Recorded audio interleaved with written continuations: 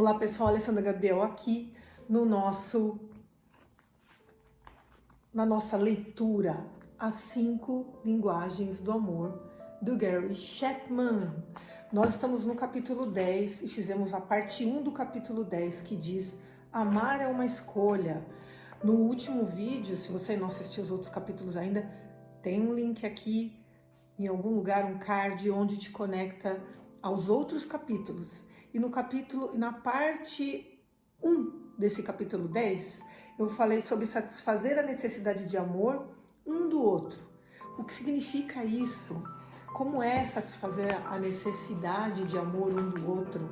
Não pensar só em si e não pensar só no outro, porque a vida é uma troca constante. Quando a gente fala das 5 linguagens do amor, nós não estamos dizendo só sobre relacionamentos entre casais, né? Nós estamos falando de relacionamentos em geral. Então eu te convido para assistir com uma mente mais aberta, pegando aquilo que você acha que vai agregar valores para você e descartando aquilo que não funciona, que não serve para você. Sempre tem alguma coisa interessante nessas leituras, sempre tem algo a agregar. E eu sou muito grata por fazer parte desses momentos aqui, dessa leitura, que nós estamos finalizando esse livro. Demorou bastante, mas é um processo de estudo, né? É um processo que vai além de apenas uma leitura. Então, nós finalizamos aqui. Satisfazer a necessidade de amor é uma escolha que faço todos os dias. Se eu souber qual é a linguagem do amor primária de um do outro, né, e optar por expressá-la, sua necessidade emocional mais profundas serão satisfeitas. E, no caso, ele contando aqui da parceira, né, ela se sentirá segura em meu amor. Se ela fizer o mesmo por mim, minhas necessidades emocionais serão atendidas e os dois viverão com o tanque cheio, que é uma linguagem aqui do livro, é uma linguagem do Gary Chapman, que ele utiliza bastante. É tanque cheio, tanque vazio, que são os nossos tanques de emoções, de amor. Num estado de contentamento emocional, o casal dedica energia criativa a diversos projetos saudáveis fora do casamento, ao mesmo tempo que continua a manter o casamento empolgante e vivo. Isso no geral para todas as relações, né? Contudo, isso em mente, olhei para o rosto impassível de Brent e pensei em como poderia ajudá-lo. Lá no fundo, eu sabia que ele provavelmente já se envolvera em outra experiência de paixão. Queria saber se estava nos estágios iniciais ou se já havia alcançado o pico. Poucos homens que sofrem de um tanque emocional vazio abandonam o casamento sem a perspectiva de satisfazer essa necessidade em algum outro lugar. Guarda isso. Brent foi honesto e revelou que estava apaixonado por outra mulher havia vários meses.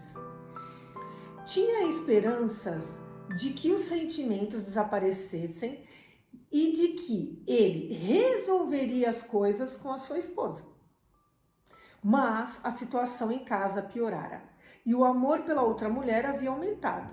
Ele não conseguia se imaginar sem esse novo amor. Compreendi o dilema de Brent. Ele era sincero ao dizer que não queria magoar a esposa e filhos, mas, ao mesmo tempo, achava que merecia uma vida feliz. Informei-lhe as estatísticas desanimadoras dos segundos casamentos. Isso sob o interessante ponto de vista do Gary Chapman, tá bom? Ele ficou surpreso em ouvir aquilo, mas estava convicto que venceria as probabilidades. Apresentei dados de pesquisa sobre os efeitos do divórcio nos filhos, mas estava convencido de que continuaria a ser um bom pai e que seus filhos superariam o trauma do divórcio. Conversamos sobre os assuntos apresentados nesse livro e demonstrei a diferença entre a experiência de apaixonar-se e a profunda necessidade emocional de sentir-se amado. Olha que são coisas distintas, tá? Expliquei as 5 linguagens do amor e o desafiei a dar outra chance a seu casamento. Ao mesmo tempo, Sabia que minha abordagem intelectual e equilibrada do casamento, comparada com a euforia emocional que ele experimentava, era como comparar uma espingarda de ar comprimido com um rifle automático. Uau! Ele expressou apreciação por meu interesse e pediu que eu fizesse o máximo para ajudar Becky, mas declarou que não havia esperança para seu casamento. Um mês depois, recebi uma ligação de Brent. Ele disse que gostaria de conversar comigo novamente.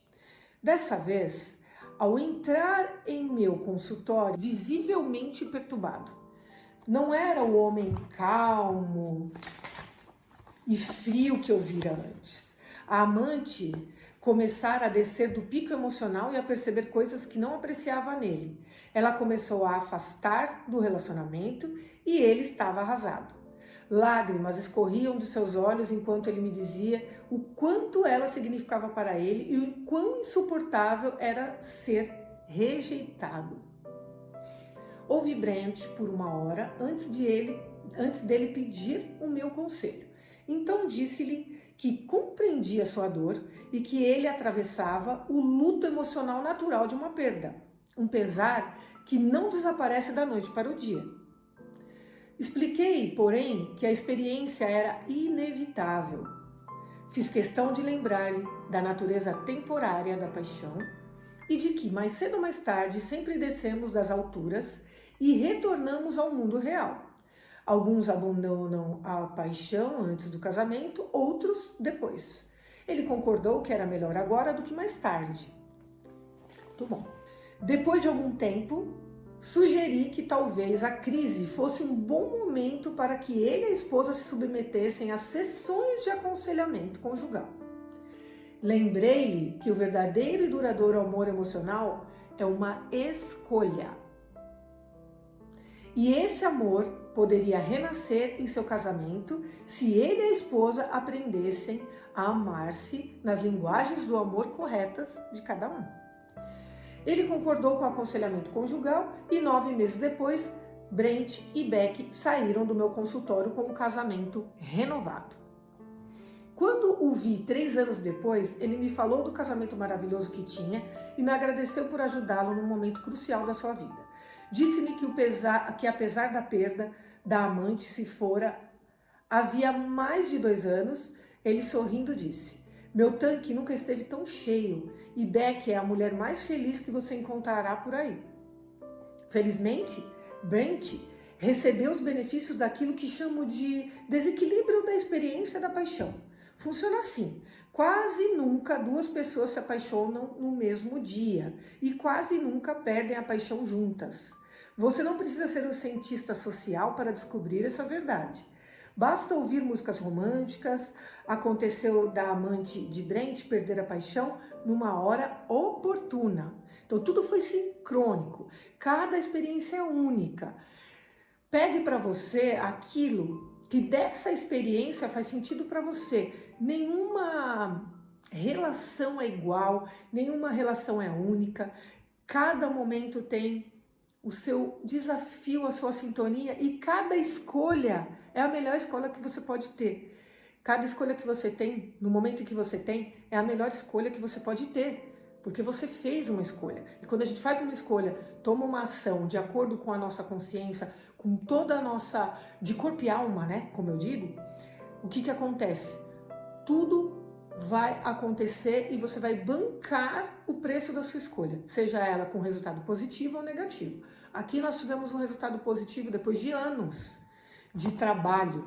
Agora, você precisa saber se você quer bancar esses experimentos, se você tem amor o suficiente, se você tem intenções o suficiente, se essas linguagens se combinam, né? Se você deseja bancar tudo isso. Então isso parte do princípio de experiências, conhecimentos. Todos esses ensinamentos são conhecimentos, experiências que a gente pode colocar na nossa vida de várias maneiras. Então agora nós vamos para outra parte aqui, ó. Ações e emoções.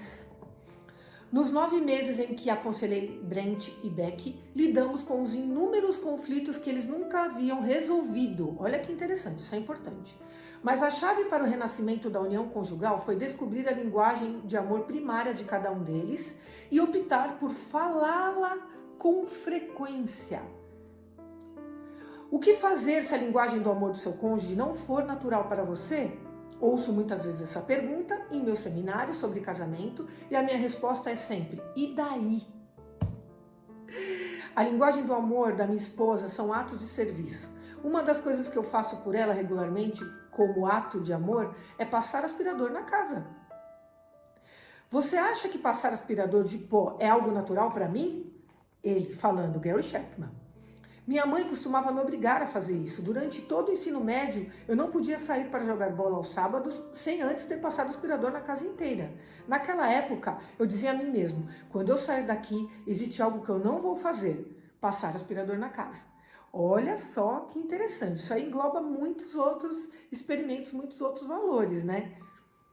São coisas que você precisa entender, se você quer bancar, se você quer manter, se isso vale a pena, se isso vai contribuir com aquilo que você deseja para sua vida. Quando eu sair daqui, da casa dos pais, né, existe algo que eu não vou fazer, que é passar aspirador da casa. Vou arrumar uma esposa que faça isso. Olha que machista. Hoje, porém, passo aspirador na casa e com frequência. Existe apenas uma razão para fazer isso: amor. Dinheiro nenhum no mundo me faria passar aspirador numa casa, mas faço isso por amor. Né? Veja, quando uma ação não é natural, ela se torna uma expressão de amor ainda maior.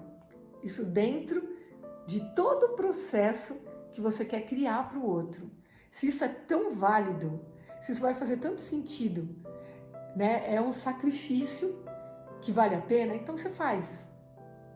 Minha esposa sabe que quando passa aspirador pela casa, esse ato é nada mais, nada menos do que 100% de amor imaculado. E eu recebo todo o crédito pelo trabalho. Ele tem uma recompensa por isso.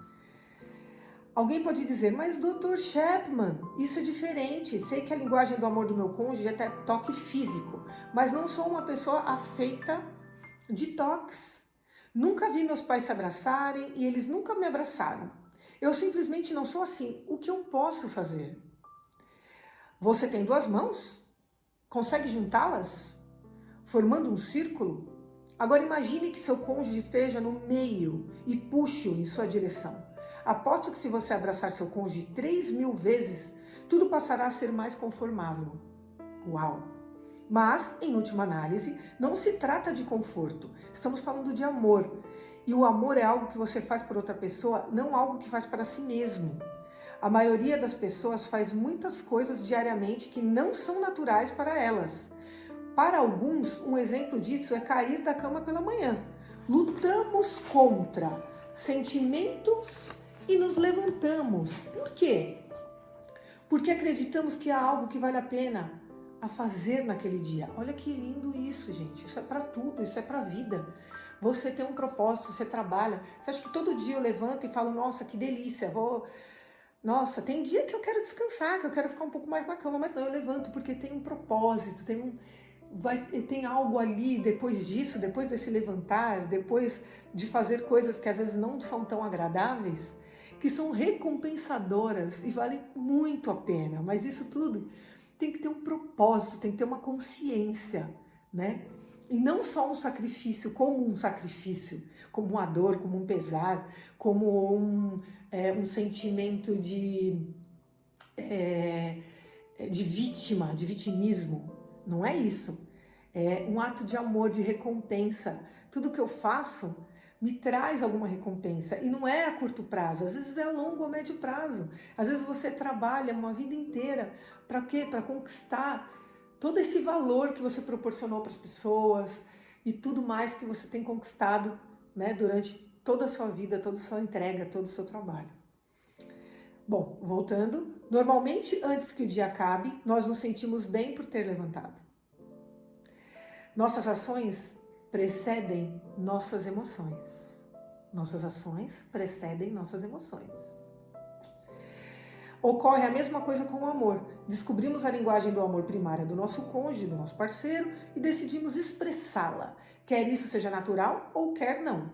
Então, estamos reivindicando sentimentos calorosos e entusiasmados, mas simplesmente optamos por agir assim para o benefício da outra pessoa que está à nossa volta ali, no nosso cônjuge.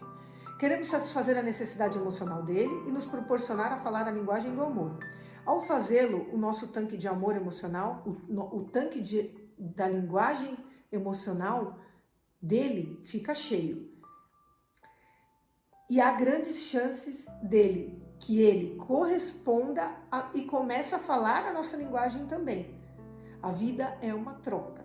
Não havendo essa troca, precisa ter uma conversa, tratar e fazer combinados, né? Quando isso acontecer, nossas emoções retornarão ao nosso tanque de amor e tudo começará a se encher. O tanque de amor dele, o tanque de amor nosso. Amar é uma escolha e cada um dos parceiros pode dar início ao processo hoje mesmo. Sua vez. Um pensamento essencial desse capítulo é a ideia de falar a linguagem do amor do seu cônjuge. Quer isso seja natural, quer não. Por que, em sua opinião, essa atitude é tão fundamental para um casamento saudável? Pensa, reflita e conecte-se. Gratidão, gratidão, gratidão. Volto com o próximo vídeo com o capítulo 11, O Amor Faz a Diferença. Estamos quase no final desse livro maravilhoso. As 5 Linguagens do Amor é um livro para experimento, para estudo. Tire de cada vídeo desse um estudo, uma experiência e conecte-se. Até o próximo vídeo. Curta, comente, compartilhe e passa esses vídeos para as pessoas que precisam aprender a se relacionar melhor, que eu acho que somos todos nós, né? Nós não paramos nunca de aprender. Ainda bem. Conecte-se.